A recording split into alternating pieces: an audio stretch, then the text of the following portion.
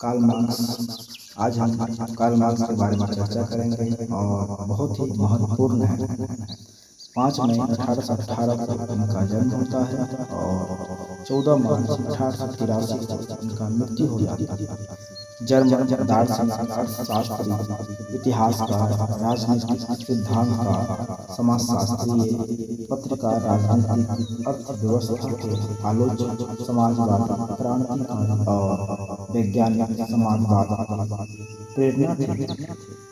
उनके सबसे प्रसिद्ध शीर्षक 1848 के कैंपलेट, द कम्युनिटी मैनिफेस्टो और 4 खंड दास कैपिटल 1867 से 1883 मार्क्स ने राजनीतिक और दार्शनिक विचारों को बाद के बौद्धिक, आर्थिक और राजनीतिक इतिहास पर अधिक प्रभाव पड़ा।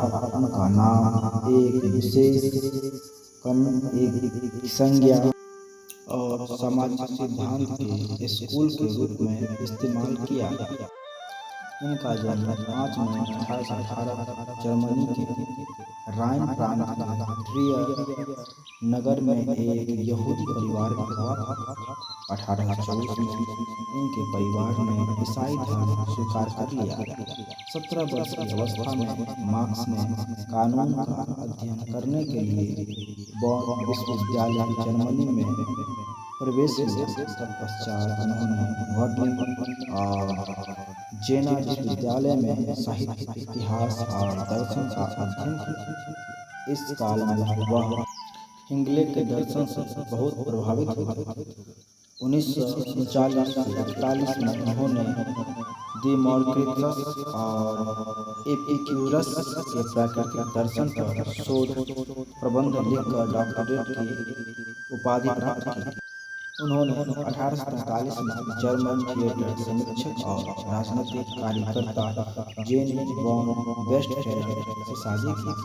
अपने राजनीतिक प्रकाशनों के कारण मार्क्स राज्य विहीन हो गए और दर्शकों तक लंदन में अपनी पत्नी और बच्चों के साथ निर्वास में रहे, जहां उन्होंने जर्मन दार्शनिक फ्रेडरिक गेल्सन के साथ मिलकर अपने विचार विकसित करना जारी रखा और ब्रिटिश म्यूजियम रीडिंग रूम में शोध करते हुए उनके लेखन को प्रकाशित करते रहे। समाज, अर्थशास्त्र और राजनीति के बारे में मार्क्स के आलोचनात्मक सिद्धांत, जिन्हें सामूहिक रूप से मार्क्सवाद के रूप में समझा जाता है, मानते हैं कि मानव समाज वर्ग संघर्ष के माध्यम से विकसित होते हैं।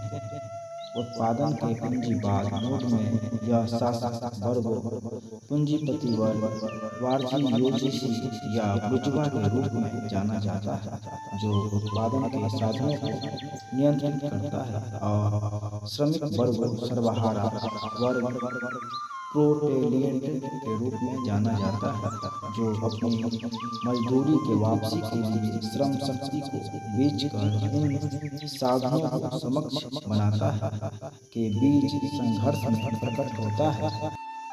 ऐतिहासिक भौतिकवाद के रूप में जाना जाने वाला एक महत्वपूर्ण दृष्टिकोण का उपयोग कर मार्क्स ने भविष्यवाणी की थी।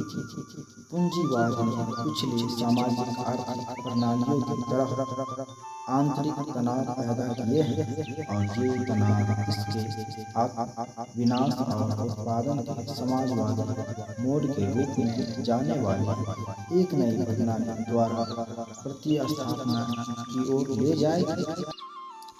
मार्क्स के लिए पूंजीवाद के तहत वर्ग विरोध, इसकी स्थिरता और संकट प्रवण प्रकृति के कारण श्रमिक वर्ग की वर्ग चेतना के विकास को आगे बढ़ाएगा, जिससे उनकी राजनीतिक सत्ता पर विजय हो और अंततः एक वर्गहीन उत्पादकों के मुक्त संघ साम्यवाद समाज की स्थापना हो।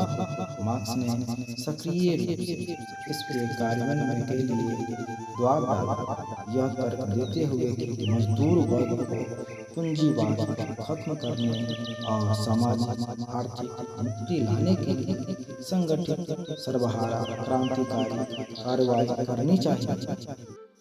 मार्क्स को मानव इतिहास में सबसे प्रभावशाली व्यक्तियों में से एक के रूप में वर्णित किया गया है और उनके काम की प्रशंसा और आलोचना दोनों की गई है। अर्थशास्त्र में अनेक काम ने श्रम और पूंजीवाद के संबंध के बारे में कुछ मौजूदा सिद्धांतों के लिए आधार तैयार किया।